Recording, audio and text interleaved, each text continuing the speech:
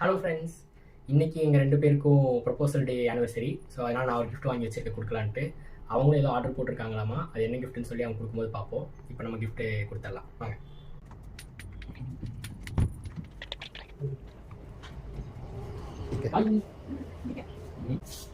பட்டா எடுங்க. எங்க என் கிஃப்ட்டு? உன்னோட கிஃப்ட் என்ன தெரியுமா? ஏதோ கையை பின்னாடி வச்சிருக்கேன். கை கழுவு.